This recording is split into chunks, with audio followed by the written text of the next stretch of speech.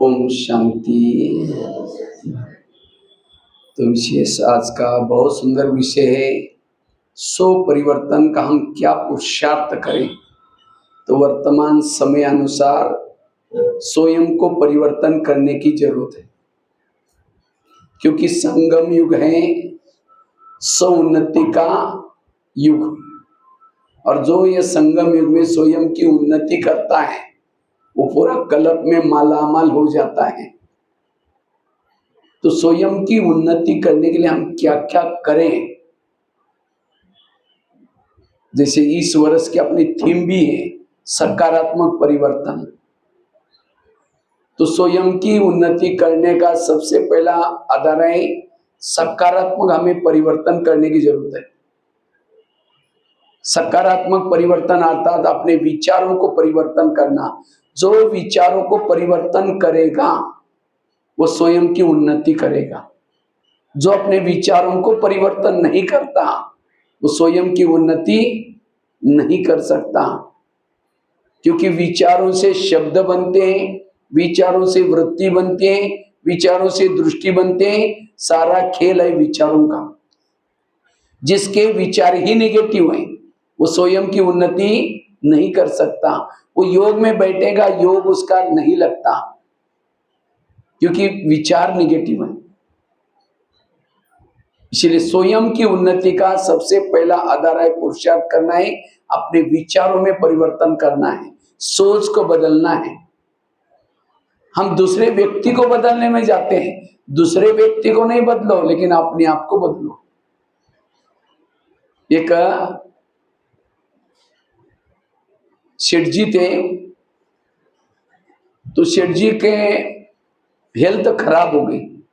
जब सेठ जी की हेल्थ खराब हो गई, किसी ने सेठ जी को एक राय दी, आप हेल्थ ठीक करने के लिए क्या करना, हरे घास में घूमते रहना तो आपकी हेल्थ जल्दी ठीक हो जाएगी। अगर आप अपने रूम में हरे पर्दे लगाओ तो और जल्दी ठीक हो जाएगी। अगर रूम में हरी मैट डालो, दरी, तो भी और जल्दी ठीक हो जाएगी। माना हरा देखना है, हरे में घूमना है, हेल्थ ठीक हो, ये बताया। तो सेठ जी तो पैसे वाले थे, उन्होंने क्या क्या पूरा अपना रूम ही हरा बनाया। इतना ही नहीं, जब भी कहीं नीचे उतरते थे मकान में हरा दिखना चाहिए, तो उन्होंने पूरा बिल्डिंग ही हरा कर दी। अब सेठ जी को गांव में बुलाते थे लोग, तो सेठ जी ने क्या किया, गांव वालों को कहा कि मैं आऊंगा लेकिन हरा दिखना चाहिए मुझे। अब धीरे धीरे क्या हो गया, सड़कें हरी बना दी, दीवार भी हरे लगाना शुरू किया, धीरे धीरे पूरा शहर ही हरा हो गया। तो एक दिन एक व्यक्ति आया, पूछा कि ये सब शहर हरा क्यों है। तो किसी ने कहा सेठ जी की तबीयत खराब है, तो सेठ जी को किसी ने हरा देखने के लिए कहा, इसीलिए हरा बनाया। तो भागे भागे गया वो व्यक्ति और सेठ जी को कहता है, सेठ जी आप अपना चश्मा ही हरा बना दो ना। हाँ? अगर वो चश्मा हरा बनाता तो हर चीज कैसी दिखती, हरी। तो कहने का मतलब, हम दूसरों को कब तक बदलते रहेंगे। अपने सोच को बदलो, अपने विचारों को बदलो, सब कुछ बदला हुआ नजर आएगा। इसलिए सकारात्मक परिवर्तन, इससे आप अपनी उन्नति कर सकेंगे।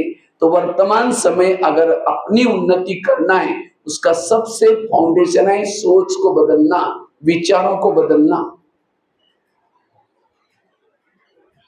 रहना वही है, छोड़ना नहीं, छोड़ करके नहीं बदल सकते, क्योंकि शुरू से लेकर के लक्ष्मी नारायण से लेकर के अब तक का गृहस्थ आश्रम है, वही रहना है। अपने विचारों को बदलो, और जिसके विचार सकारात्मक है उसके जीवन में वैल्यूज है, उसके पास सहन शक्ति, धैर्यता, सत्यता, ईमानदारी। और जिसके जीवन में वैल्यू है वह जीवन में सफल बनता है। जिसके सोच नेगेटिव है, अब यहां से जगह बदल करके दूसरे गले में गया, कुछ समय के बाद वो भी बुरा दिखता है, वहां से कहीं और गया वो भी बुरा दिखता है, फिर कहेगा दुनिया ही ऐसी है। दुनिया ऐसी नहीं है, दुनिया बहुत अच्छी है। इसलिए गीत है ना चांद बदला ना सूरज बदला, देख तेरी हालत तो क्या हो गई भगवान, कितना बदल गया इंसान। इंसान बदल गया, लक्ष्मी नारायण के 2 पांव थे, अभी के इंसान को भी 2 ही पांव है। लक्ष्मी नारायण को 2 आंखें थे, अभी के इंसान को 2 ही आंखें, 2 ही कान है, 2 ही हाथ है। तो बदला मतलब क्या? उसके विचार बदले, उसके सोच बदले, व्यवहार बदल गया। इसीलिए फिर से हमें अगर लक्ष्मी नारायण के समान बनना है, देवी देवता बनना है, अपने विचारों को पॉजिटिव बना दो, सकारात्मक बना दो, इससे आप उन्नति करेंगे। उन्नति मतलब ये नहीं कि घंटों तक योग लगाना, मौनी बाबा बन करके बैठना। अब घंटों तक योग लगाया लेकिन विचार ही निगेटिव है। अब कोई व्यक्ति दौड़ा फिर वापिस आया, फिर दौड़ा फिर वापिस आया, कहां जाएगा? वही कभी रहेगा। तो तीव्र पुरुषार्थ करना, उन्नति करना अर्थात अपने विचारों को पॉजिटिव रखना, सोच पॉजिटिव रखना। तो हम अपने सोच को सदा पॉजिटिव कैसे रखें? उसके लिए सबसे पहली बात है, ड्रामा को पक्का करो। जो परमात्मा ने खेल बनाया, इस खेल को हमें पसंद करना है। ये नहीं सोचना इस खेल में ऐसा क्यों हो रहा है, ये क्यों हो रहा है। अगर क्या क्यों करेंगे आप उन्नति नहीं कर पाएंगे। निगेटिव विचार पैदा क्या क्यों से होता है। इसलिए no question, no correction, no quotation, no opposition, मन चुप, ये उन्नति का आधार। तो आप लोगों को अपना अपना ड्रामा पसंद आया? जिस गली में रखा है, जिस पति के साथ रहते हो, जिस शहर में रहते हो, जिस शहरी, जो शहरी मिला हुआ है, जो घर के संबंधी मिले, सब पसंद आया? या कई कहते क्या बाबा मेरा अपना ड्रामा बनाया, पति भी ठीक नहीं, पड़ोसी भी झगड़े करते, शहरी भी बीमार होता है, जिस गली में रहते वो ठीक जगह नहीं है, इसलिए हम पुरुषार्थ नहीं कर पाते, मेरा ड्रामा थोड़ा बदल दो। अगले कल्प में जब आप आएंगे, मेरे को पति अच्छा देना, गली वाले अच्छे देना, ताकि मैं बहुत उन्नति कर सकती। तो किनको किनको ड्रामा बदलना है, क्योंकि अभी मैं माउंट आबू जाने वाला हूं 13 तारीख को, 15 तारीख को बाबा का उत्तरण दिन है। तो मैं बाबा को रिक्वेस्ट करूंगा, बाबा मैं नेपाल में विराटनगर में गया था और खास कंचनबारी में गया था। वहां के कुछ लोगों ने कहा कि उनका ड्रामा ठीक नहीं, बड़ा व्यर्थ चलता है, उन्नति नहीं कर पा रहे, तो उनका ड्रामा थोड़ा बदलना। तो किसको किसको बदलना है वो हाथ खड़ा करो। किनको किनको बदलना है? अच्छा, कोई भी हाथ नहीं खड़ा करे, सबको पसंद। अच्छा, जिनको पसंद है वो हाथ खड़ा करो, जिनको पसंद है। मरा वो हाथ। पसंद नहीं है लेकिन क्या करे, अब रहना तो यही है। हाँ? अगर पसंद होता तो दोनों हाथ सीधे उठनी चाहिए थी, तब कहेंगे इसको ड्रामा अपना पसंद है। और कई ने तो मैं देखा, एक दो ने तो उठाया ही नहीं, उनको समझा ही नहीं, समझा पता नहीं। हाँ? दोबारा फिर उठाओ, जिनको ड्रामा पसंद है वो हाथ खड़ा करो। अभी उठाए, बहुत अच्छे। क्योंकि अगर ड्रामा बदल देंगे तो ये जो ड्रामा बनाए, बाबा मिला है, ज्ञान मिला, वो भी बदल जाएगा, वो नहीं मिलने वाला फिर। तो आज तक की कड़वी बातें, विघ्नों की बातें, तंग करने वाली बातें, उन बातों ने तो यहां लाया। अगर आपका पति तंग ना करता, परेशान ना करता, और कोई बहनें बोलती माता जी थोड़ा ज्ञान सुनने के लिए आओ ना, भगवान इस धरती पर आया, कहते बहन जी हमारे घर में बड़ी शांति है, नहीं चाहिए तुम्हारा ज्ञान। उस पति का धन्यवाद, तंग क्या, परेशान क्या, शांति ढूंढते ढूंढते मंदिर में गए, करते करते यहाँ ही इतना अच्छा ज्ञान मिला। इसलिए ड्रामा को पसंद करो। वैसे तो हम 3 बाप के बच्चे, बाप कितने हमारे? 3। कौन से हैं? एक लौकिक है, दूसरा पारलौकिक है, तीसरा अलौकिक है। लेकिन माँ कितनी है? एक ही है। 4 माँ के बच्चे हम लोग, ब्रह्मा, मम्मा, लौकिक माँ, ड्रामा। अब 4 माँ के बच्चे दुखी कैसे हो सकते हैं? अगर दुखी हैं तो माँ से दूर हो गए, माँ के गोदी में नहीं बैठते लोग। और इन 4 माँ में से भी सबसे महत्व की माँ है ड्रामा।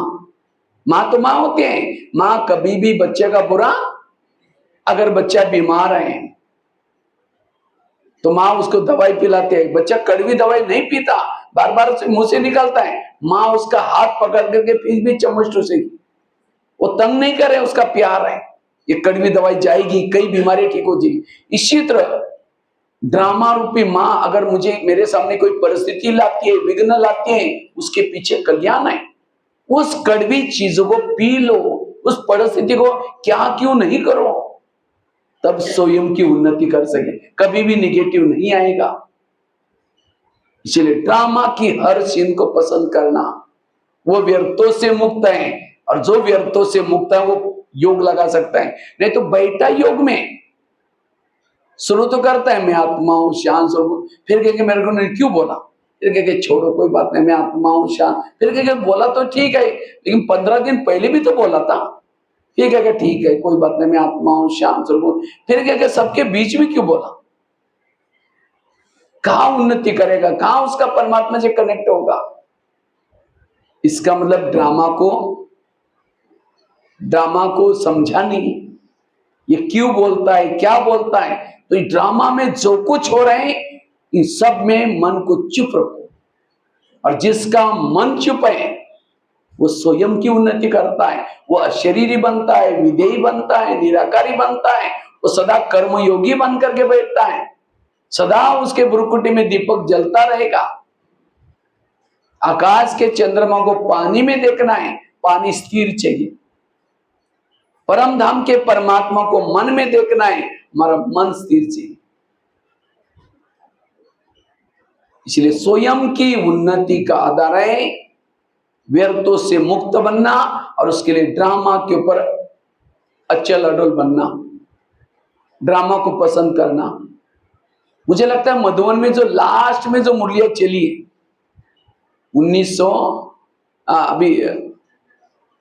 2016 और 17 में, 2016 और 17 लास्ट की मुरली, क्योंकि उसके बाद बाबा अव्यक्त बाबा आना बंद किया।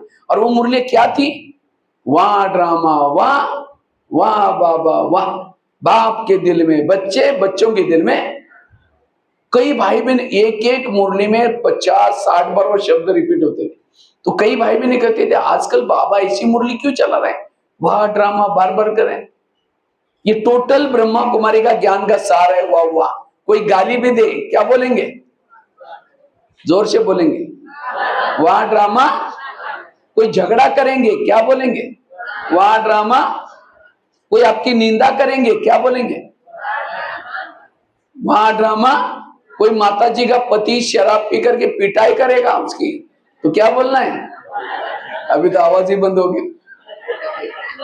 आप कहेंगे भाई जी पति शराब पी करके पिटाई करे, वाह वाह कैसे निकाले, तो उस माता को क्या निकालना है, वाह वाह। क्यों, उसके लिए तो पति तो बहुत मिले ना। सतयुग में पति मिला था, त्रेता भी मिला था, द्वापर में मिला था, अभी भी मिला है। सतयुग का पति तो बहुत अच्छा था, देवता था, राजकुमार था, कभी शराब भी नहीं पीता था, जब नशा नहीं करता था, झगड़ा नहीं करता, वो देवता के रूप में था। लेकिन क्या उस पति के कारण बाबा मिला। और अभी का पति भले शराब है, मारता है, पीटता है, उसके कारण कौन मिला है। तो उस माता के लिए सतयुग वाला देवता वाला पति अच्छा है, अभी का पति अच्छा है। हाँ? उस पति के कारण तो 84 जन्म की कमाई नहीं हुई, और लेकिन इस पति के कारण तो दोनों में से महत्व का कौन सा है। वो तो दिल्ली में रहता था और यहाँ कंचनबाड़ी में रहता है नेपाल में। तो नेपाल वाला अच्छा कंचनबाड़ी का, या दिल्ली वाला पति अच्छा। इसीलिए बाबा कहते बच्चे संगमी का पति भी अच्छा, संगमी की सास भी अच्छी, संगमी की बच्चे भी अच्छे, संगमी की गली भी अच्छी, संगम का सब कुछ अच्छा, व्यर्थों से मुक्त। ताली तो बजाओ। ये ज्ञान की गहराई में जाओ, एक पॉइंट के गहराई में जाओ, तब आपका व्यर्थ। और जब ये आपको खुशी में रहेंगे तब आपकी उन्नति, हर पल आपके चेहरे में खुशी, कोई भी परिस्थिति आई तो भी खुशी, वाह वाह निकलता रहेगा। इसलिए ड्रामा को पसंद करो। सतयुग में भी सास मिली थी, कभी झगड़ा नहीं करती थी, देवी थी, उस सास के कारण बाबा थोड़ी मिला है। और अभी के सास भले झगड़ा हुए कैसे भी है, उसके कारण बाबा मिला है। सतयुग में भी बच्चे मिले थे, राजकुमार थे, लेकिन उन बच्चों के कारण बाबा थोड़ी मिला है। और अभी के बच्चों के कारण बाबा मिला है। सतयुग में भी पड़ोसनी मिली थी, देवी थी, लेकिन उस पड़ोसनी के कारण बाबा थोड़ी मिला है। इसीलिए ड्रामा को पसंद करो। सतयुग में भी शरीर मिला था, कंचन का था, खुशबू आती थी, लेकिन उन शरीरों की आंखों से बाबा को देखा है क्या? उस शरीर के कानों से भगवान के मामा के सुने? क्या उस शरीर के अंदर भगवान की धड़कनें रहती थी? वो शरीर क्या काम का? जिसने भगवान को ना देखा हो, जिसके ऊपर भगवान की नजरें ना पड़ी हो। ये शरीर पर क्या पड़ी है? बाबा की नजर। मधुबन में गए ना आप लोग? बाबा मिलन किया है? कौन कौन के हाथ खड़ा करो, देखो सबके ऊपर नजरें पड़े। वाह, कितना बड़ा भाग्यशाली है। अब वो समय नहीं आएगा अभी। इसीलिए ये शरीर भाग्यशाली है, भले बीमार हो, काला हो, बुजुर्ग हो, लेकिन वाह वाह के लायक है। इसीलिए बाबा कहते बच्चे इस ड्रामा के गहराई में जाओ, बड़ी खुशी मिल जाएगी। और हमेशा हर 5000 से अलग बार रिपीट भी होने वाला है। इसलिए वाह ड्रामा वाह। जैसे मम्मी को, मम्मी अगर बच्चे को थप्पड़ मारते है, बच्चा कहाँ जाता है? बाप के पास। और क्या बोलता है? मम्मी ने मुझे थप्पड़ मारी। इतना बोलता ना, ये थोड़ी बोलता है मम्मी ने मुझे थप्पड़ मारी, इस मम्मी को बाजार में बेच करके दूसरे लेके आओ, बोलता है। लेकिन हमें जब ड्रामा में थप्पड़ मार के विघ्न डालती है तो कहाँ जाते? बाबा क्या बोलते? बाबा मेरा ड्रामा बदल दो ना, माना इस माँ को बेच करके दूसरे लेके आओ ना। तो बाबा क्या कहता है? हाँ? तुमको यहां से जाना तो भले जाओ, मैं तुम्हारे कारण मेरी पत्नी को थोड़ी भगाओ, क्योंकि ड्रामा बाबा की कौन है? पत्नी है। क्योंकि बाबा को कई बार बच्चे कहते बाबा अब दोपहर भी क्यों नहीं आई, थोड़ा हम दुखी बने तो पाप कर्म ना होता। बाबा कहते हैं ड्रामा ने मुझे नीचे बुलाया नहीं, मेरे पत्नी ने मुझे बुलाया नहीं, तो मैं कैसे आ सकता हूं? तो देखो भगवान भी उसके अधीन है, उसके बिना नहीं कर सकता, वो जब बुलाते तब आता है। और बाबा ड्रामा जब मिल गए तो उनसे हम पैदा हो गए बच्चे। भगवान भी माँ को पसंद करता है, तो हमें भी अपने ड्रामा को पसंद है। इसलिए वाह ड्रामा वाह। और याद रखना, संगम युग में सबसे भाग्यशाली कौन है? जिनके जीवन में विघ्न ज्यादा, समस्या ज्यादा, प्रॉब्लम ज्यादा, वो बहुत भाग्यशाली। क्यों? जब पति तंग, समझो कोई बांधीली माता होती है, उनको तंग करते, परेशान करते, उसको कौन याद आता है? एक बार कुंती कृष्ण के पास जाते हैं, कुंती को कृष्ण कहता है तुमको क्या वरदान चाहिए? सोना चांदी जो भी मांगो। कहते मुझे सोना चांदी नहीं चाहिए, मुझे जीवन में समस्या चाहिए। तो कृष्ण कहता है ये तुम क्या मांग रहे? तथास्तु करके वरदान दिया, लेकिन कहा कि तुमने समस्या क्यों मांगी? कहते समस्या होगी तो आप सदा मेरे साथ में रहेंगे, और आप मेरे साथ में रहेंगे, यही मेरा सौभाग्य। तो जिनके जीवन में समस्या है, कौन सदा यार साथ रहेगा? बाबा। इसलिए बाबा कभी कहता है बांधेली माताओं को बाबा याद करता है ज्यादा। बांधेली माताओं को जब पति तंग करता है, परेशान करता है, बंधन होता है, उसको दिल से बाबा निकलता है, और इसीलिए उसका योग भी गहरा होता है, और इसीलिए योग गहरा पद भी ऊंचा है। और जिन माताओं को पति तंग नहीं करता, परेशान नहीं करता, उन माताओं का योग किसे लगा है? किसे लगा है? पति से। अब जिसका योग पति से, उसका पद कुछ भी नहीं होगा। तो पति तंग करने वाला चाहिए, प्यार करने वाला चाहिए?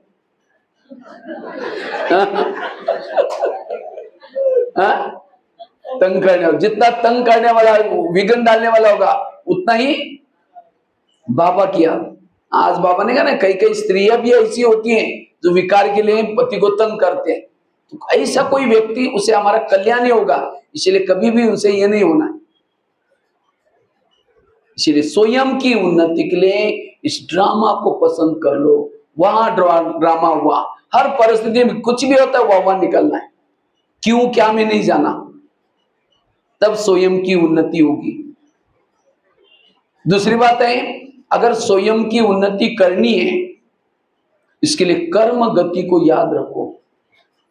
क्योंकि कर्म गति का ज्ञान न होने के कारण कभी कभी हम व्यर्थों में चले जाते हैं। ये मेरे साथ ऐसा क्यों हुआ, इसलिए मेरे ऐसा, क्योंकि हमारे इस ज्ञान का मुख्य सार है फरिश्ता बनना है। हमें क्या बनना है? फरिश्ता। फरिश्ता मतलब क्या? पंख आने वाले सबको, हाँ? फरिश्ता अर्थात जो आपकी ड्यूटी मिली है आपको, कोई दुकान का काम करता है, कोई घर का काम करता है, वो सब कुछ करते हुए भी हल्के रहने वाला, उसको कहेंगे फरिश्ता। चाहे मधुवन में रहता हो, चाहे गृहस्थी में रहता हो, कहीं भी रहता हो, वो कैसा रहे? बाबा ने आज कहा ना, ट्रस्टी होकर के। ट्रस्टी किसको कहेंगे? जो हल्का रहता है, सारा बोझ बाबा को, सारा सब कुछ बाबा को दे दिया, हल्के।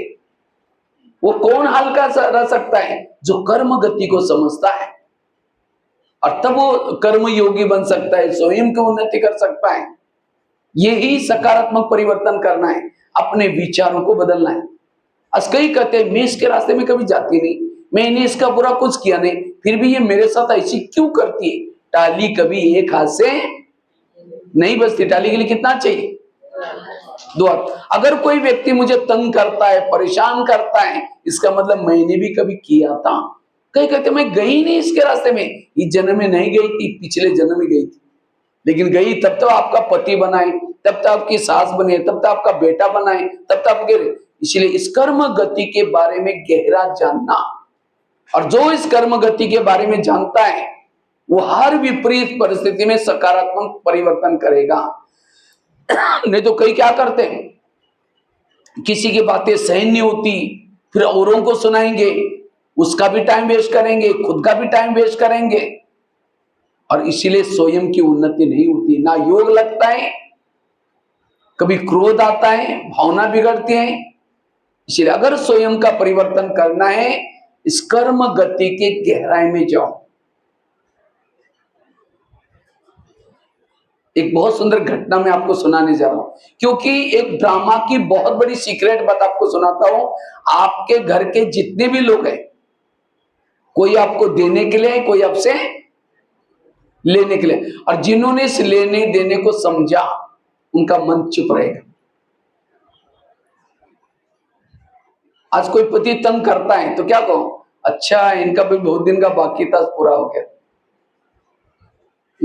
और कर्मों के आपस के जो हिसाब बने, उसको चुक्त करने के 3 तरीके। पहला तरीका है योग से चुक्त करो। जितना योग लगाएंगे कार्मिक अकाउंट चुक्त हो जाएंगे। वो भी नहीं करेंगे, सहन करना। पति ने कुछ बोला, सास ने कुछ बोला, बाबा के पास जाकर के कहो, बाबा थैंक यू, आज बहुत हिसाब चुक्त हो गया। ये नहीं कि अरे उसको पानी गुस्से से दे दो, पता नहीं कैसा काम, और हिसाब बन गया। अगर वो भी नहीं करेंगे, तीसरा है विनाश काल में जो प्राकृतिक आपदा आएगी, जैसे अभी रात को 1 बजे सिक्किम के पास बादल फटा और गहरी निद्रा में सोए थे, वो जब गए होंगे कितने तड़प करके आत्माएं जाती है। इसे ये भी उनके कर्मों का हिसाब किताब होता है। तो ऐसे समय पर हमारे सामने आएगा, लेकिन तुरंत शरीर से अलग हो जाना।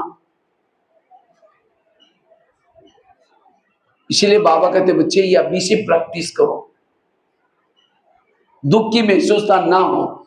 जो ऐसी आत्माएं शरीर छोड़ेगी विनाश काल में तकलीफ से, वो मुक्ति में चली जाएगी। उनका ऐसे चीजों से भी पाप खत्म हो जाता है, लेकिन जीवन मुक्ति में नहीं आएगी। जीवन मुक्ति में जाने के लिए, सतयुग त्रेता में जाने के लिए योग से विकर्म को खत्म करो या सहन करके चुप्त करो। जो सहन करेगा वो जीवन मुक्ति में जाता है, पद कम हो जाता है थोड़ा। तो कौन सा अच्छा है? योग वाला। इसीलिए और अभी हमें नया कोई हिसाब किताब बनाना नहीं, ब्राह्मण बनकर के कोई भी हिसाब नहीं बनाना। और कब बनता है? जब श्रीमत का उल्लंघन करते हैं तो नया हिसाब बन जाता है, 1 का 100 गुना बन जाता है। अज्ञान काल में 1 पाप किया तो 1 ही बनता था, लेकिन यहां 1 का कितना बनता है? 100 गुना। क्यों? क्योंकि ज्ञानी हो गए। प्राप्ति भी कितने हैं? 1 पुण्य कर्म किया तो 1000 गुना मिलता है उसका, तो घाटा भी तो होगा ना। इसलिए ब्राह्मण बनकर के अभी कोई हमें, नहीं तो फिर 100 उन्नति नहीं कर पाएंगे। इसलिए कर्म गति को समझना। और श्रीमत के आधार से ही कर्म करना, कभी भी मनमत परमत से कर्म नहीं करना है।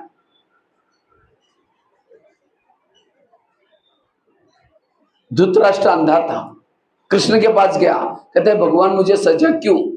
तो कृष्ण ने कहा आपने कुछ किया होगा। कहता नहीं, कई जन्म पीछे गया, एक जन्म में धृतराष्ट्र छोटा बालक था, बच्चा था, उसने एक पंछी को पकड़ा, एक सुई ने उसकी आंख तोड़ी और इसका कारण अंधा बनना पड़ा। भीष्म पितामह बाणों के शय पर पड़े थे, तो कृष्ण को कहता है भगवान मुझे सजा क्यों? तो कृष्ण कहता आपने कुछ किया होगा। कहता नहीं, कई जन्म पीछे गया, एक जन्म में भीष्म पितामह राजा थे, रथ में जा रहे थे, एक सांप रास्ता क्रॉस कर रहा था, उसको लगा सांप मर न जाए, रथ को रोका, उसके बाद तीर थे, सांप को उठाया, फेंक दिया बाजू में, लेकिन कहां फेंका वो देखा नहीं। जब फेंक दिया तो बबूल के कांटे के ऊपर गिरा, नीचे से कांटे चुभ गए, उसकी सजा करके भीष्म पितामह को बाणों के शय पर दिखा। अनजान से कर्म किया तो भी सजा। इसलिए हमें भी इस कर्म गति के गहराई को समझना है। जितना श्रीमत के आधार से कर्म करेंगे उतना स्वयं की उन्नति होती जाएगी। इसलिए इस कर्म जैसा करोगे वैसा भरना पड़ेगा। अब कांटे नहीं बोना, इतना दिन कांटे बोके के देख लिया, परिणाम क्या है? अब मुझे श्रीमत रूपी बीज बोना है। कर्मों के क्या परिणाम होते हैं उसका ज्ञान न होने से कितना हमारे अंदर भावना नेगेटिविटी आती है। एक आगरा में एक पति पत्नी रहते थे, ध्यान से सुनना, पति पत्नी रहते थे, बहुत गरीब थे, झोपड़पट्टी में रहते थे। उनके पास एक मेहमान आया, वैसा मेहमान दिल्ली में खरीदारी करने के हिसाब से आया था, लेकिन जब वो दिल्ली में आया था दुकान बंद थे। अब उसको लगता है बैठे बैठे क्या करूं, मैंने कभी आगरा गया नहीं, देखा नहीं, चलो मैं आगरा घूम के आता हूं। व्यापारी गया, सारा दिन उसने आगरा घूम के देखा, लेकिन रात को सोने का प्रॉब्लम हो गया, क्योंकि जिस होटल में जाता था, जहां भी जाते थे, सब कहते हैं हमारे होटल बुक है।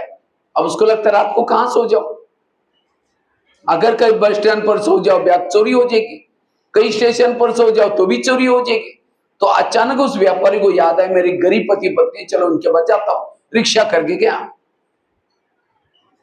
तो वो तो बड़े खुश हो गए, इतना बड़ा व्यापारी हमारे पास आया, उसको खिलाया पिलाया, चाय पानी बिली दिया, गप्पा कुछ बातें की अच्छी अच्छी।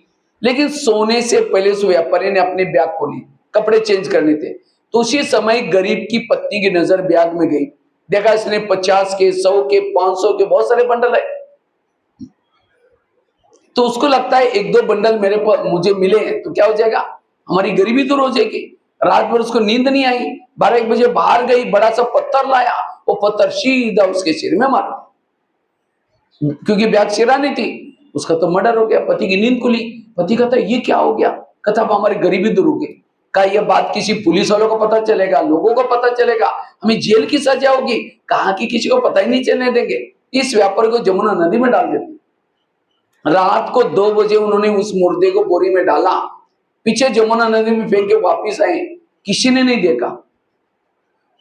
वापिस जब घर में आए तो देखा खून ही खून लगा था, तो उन्होंने रातों रात खून को साफ किया। उन्होंने खून के दाग तो मिटाए, लेकिन कर्मों में पड़े हुए दाग को कोई मिटा नहीं। इसलिए भजन है ना, कर्म का लेका मिटे न रे भाई, लाख करे कोई चतुराई।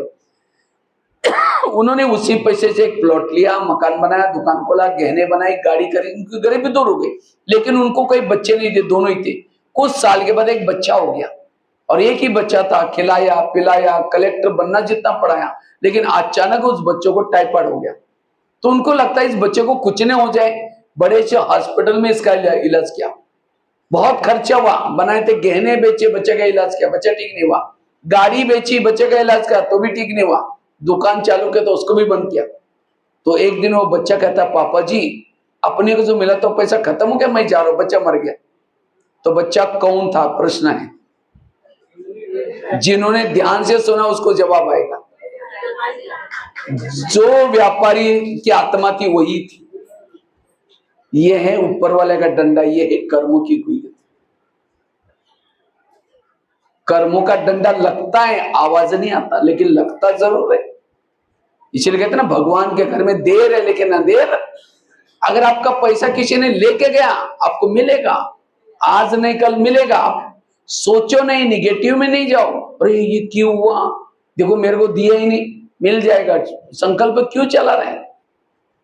किसी ने बुरा किया, इसके पीछे कारण है। इसीलिए बाबा कहते बच्चे, इस कर्म गति के जितना गहराई में जाएंगे, दुनिया एक कर्म क्षेत्र है, इसमें जो बोएंगे वही काटना पड़ता है। वर्तमान के मेरे प्रॉब्लम मेरे ही कोई कर्मों का परिणाम है। आज बच्चे से कई माताएं परेशान है, माँ बाप परेशान है, ये बच्चा शराब पीता है, मेरा बेटा ऐसा करता है। आजकल के जब मैं देखता हूँ कई माताएं भाई बहने आते हैं प्रश्न पूछने के लिए, और कुछ नहीं पूछेंगे, मेरा बेटा ऐसा, अरे भाई तुम्हारे कर्मों का परिणाम है। हाँ? सोचने से थोड़ी खत्म होगा, और पॉजिटिव बन जाओ। कोई जन्मते ही बीमार है, सारा पैसा बीमारी में लगा रहे हैं, क्यों? इसका पिछले जन्मों का हिसाब है। माँ बाप ने हटेल नहीं देखा, पैसा पैसा इकट्ठा किया, और बच्चा ऐसा नशा कर रहे, गलत संगत में जा रहे, माँ बाप को टेंशन आ रहे, तो ऐसी माँ बाप उन्नति कैसी कर सकते? इसलिए इस कर्म गति को समझ करके साक्षी बनो। जब हिसाब किताब ठीक हो जाएगा, अपने आप ठीक हो जाएगा। यह है ड्रामा के ऊपर विश्वास, कर्म गति के ऊपर विश्वास। इसलिए हल्के बनो, भारी मत बनो, सोचो नहीं। कई को क्या लगता है भगवान हमें दुख देता है, भगवान किसी को दुख नहीं देता। दुख किसे मिलता है? हमारे ही कर्मों से मिलता है।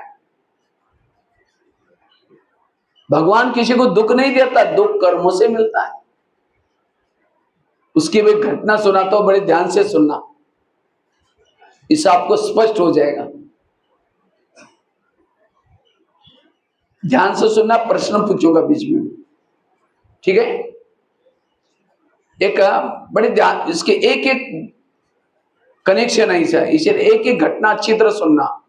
एक मुंबई में एक छोटा बच्चा था, मम्मी के साथ रहता था, उसके पापा जी वगैरह नहीं थे, उसको कोई बहने भाई कोई नहीं थे, और झोपड़ी में रहता था वो बच्चा। तो एक मम्मी तो मजदूरी का काम करते, एक दिन मम्मी क्या करते हैं, उस बच्चे के पीछे, बच्चा मम्मी के पीछे पीछे जाता है, मम्मी मजदूरी का काम करने के लिए जा रहे थे, तो अचानक बच्चे ने क्या देखा, एक गुब्बारे वाला गुब्बारे बेच रहा था, तो बच्चा दौड़ करके गुब्बारे लेने के लिए गया। अब माँ को लगा ये हाईवे है, 4 लाइन है, कुछ उसको हुआ ना जाए, तो माँ उसको पकड़ने के लिए दौड़ी, एक कार स्पीड से आई, माँ उसमें खत्म। तो बच्चे ने पीछे मुड़ के देखा, अरे मम्मी भी गई। ऊपर देकर के कहता है, भगवान आप कितने निर्दय हैं, मेरे पापा को तो पहले लेके गए, अब मम्मी को भी लेके गए। भगवान को गाली देता है, कहता है आप कितने निर्दोष, मतलब ये निर्दय है, ऐसा है वैसा है। अब मम्मी थोड़ी वापस आएगी, 4 दिन बच्चा घर से बाहर भी नहीं निकला, झोपड़ी से बाहर। 4 दिन के बाद किसी ने उसको कहा कि बेटा अब तुम्हारा कोई नहीं रहा, तुम हमारे पास आओ, जाओ चाय बेचने का काम करो, क्योंकि बाजू वाला का चाय वाला का दुकान था, कुछ ग्लास वगैरह धुलाई करो, तुम्हारा खाने का प्रबंध हो जाएगा। तो बच्चा रोज उनके पास जाता है। एक दिन उस बच्चे से क्या हो गया, गलती से ग्लास टूट गया। वो चाय वाले ने इतना डांटा उस बच्चे को, तो बच्चा कहता है भगवान मैं जहां भी जाता हूं मुझे दुखी मिलता है। आखिर उस बच्चा क्या करता है, शराबी बना टेंशन से। एक दिन किसी ने कहा ये झोपड़ी तुम्हारी मम्मी को दी थी, मम्मी तो चली गई, अब तुम यहां से चले जाना। तो झोपड़ी भी चली गई। आखिर वो बच्चा क्या करता है, शादी किया, पत्नी आई, वो भी झगड़ा हुआ। आखिर वो बच्चा क्या करता है, उसने खुद का एक दुकान चालू किया, चाय का दुकान। तो एक दिन वो बच्चा क्या कर रहा था, चाय बेच रहा था। इतने में एक 10-12 लोग आए, करके हमको चाय चाहिए, तो चाय दिया, चाय पी के जाने लगे। जैसे जाने लगे, बच्चा कहता है मेरा चाय का पैसा दो। जैसा पैसा मांगा, वो 10-12 लोगों ने इस बच्चे की इतनी पिटाई की, बेहोश करके छोड़ दिया।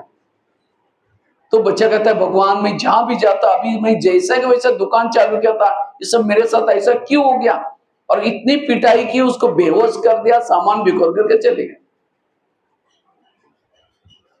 तो बच्चा क्या करता है, भगवान को उसको लगता है फिर चलो पत्नी को सुनाता हूं, पत्नी तो कुछ राय देगी।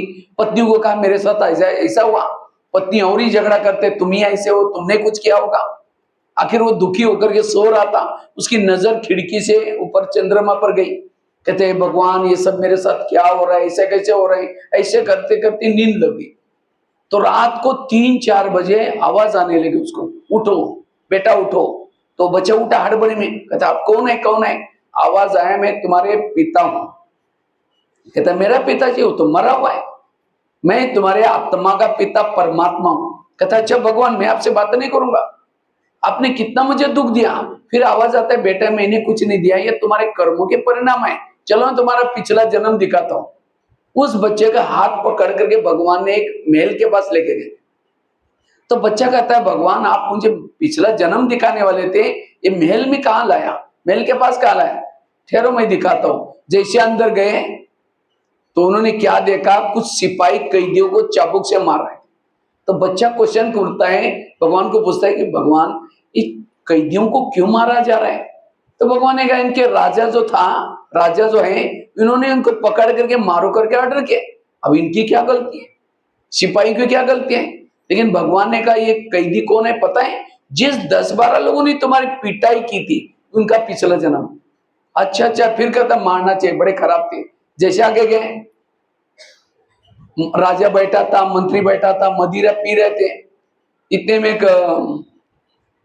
बच्चे से ग्लास मंगवाया था, बच्चा थोड़ा देरी से आया, राजा ने गुस्से से क्या क्या उसको डांटा, बच्चा घबरा गया, ग्लास और टूट गया। तो और डांटता है। तो ये बच्चा भगवान के जो आता वो देख रहा था। तो भगवान को प्रश्न पूछा कि ये छोटे बच्चे को राजा होकर के क्यों डांट रहे हैं। भगवान ने कहा राजा का स्वभाव ही ऐसा है। लेकिन भगवान ने कहा बच्चा कौन है पता है, जी चाय वाले ने तुमको डांटा था उसका पिछला जन्म है। अच्छा अच्छा, फिर कहता डांटना चाहिए, बड़ा खराब था। जैसे आगे गए, एक व्यक्ति अंडरग्राउंड में बैठा था, बेड़िया डाली थी उसके हाथ पांव में, कपड़े फटे थे, खाना सामने पड़ा था। तो बच्चा पूछता है भगवान ये कौन है। कहा कि राजा का बड़ा भाई है। राजा का बड़ा भाई उनके साथ ऐसे। कहा कि ये राजा बनने वाला था, लेकिन इसने क्या किया, आपने खुर्ची के चक्कर में इसको देशद्रोही बनाया, खुद राजा बना। लेकिन भगवान ने कहा ये कौन है तो पता है, तुम्हारे पत्नी का पिछला जन्म है। इसका मतलब राजा कौन था प्रश्न है। हाँ? वो जो बच्चा था जितने इतनी समस्या प्रॉब्लम है, वो पिछले जन्म में कौन था, राजा बनकर के उसने कैदियों को मारने के लिए बोला, वही कैदी चाय पीने के बहाने आए, अपना हिसाब लिया। राजा बनकर के उसने बच्चे को डांटा था, वही बच्चा चाय वाला बना और राजा गरीब बच्चा बना, अपना हिसाब पूरा किया। उस भाई के साथ ऐसा किया, वही भाई पत्नी के रूप में आकर के रोज झगड़ा चलता था। इतना ही नहीं, भगवान ने कहा तुमने राजा बन करके अनेक झोपड़ियों को जलाया था, रहने का मकान नहीं है, तुमने क्या क्या किया था, अनेक बच्चों को मरवाया था, छोटे छोटे बच्चों को, इसलिए तुम्हें भाई बहन कोई। तो उस बच्चे के जीवन में जो समस्या आई, क्या भगवान ने दी, क्यों आई, क्योंकि उसने कर्म ऐसे किया।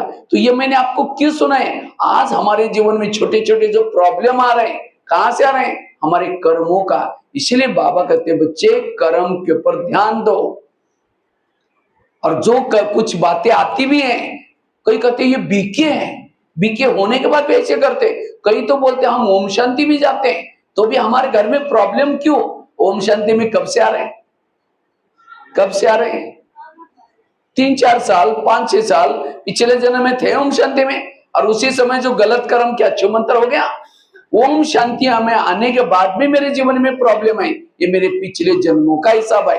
ये समझ करके हल्के बनो, साक्षी बनो, और तब आपके बाबा कहता है आगे चल करके तुम्हारे चेहरे म्यूजियम का काम करेंगे। लेकिन कौन सा चेहरा, जिसके अंदर पॉजिटिविटी है, सकारात्मकता है, जो टेंशन में है, निगेटिव चेहरा मरा पड़ा हुआ है। कौन कहेगा इनको भगवान मिला है। अभी कुछ दिन परसों 2-3 दिन मुरली पहले बाबा ने कहा बच्चे वरदानी बनो, महादानी बनो। जैसे देवियों के सामने कोई आता है तो क्या करता है, उसकी समस्या वो मूर्ति हार लेती है। ये पत्थर की मूर्ति भी समस्या हार लेते हैं, तो चैतन्य में आप मूर्ति है तो आपसे क्यों नहीं हार रहे हैं। क्योंकि आपकी स्थिति की कमी है,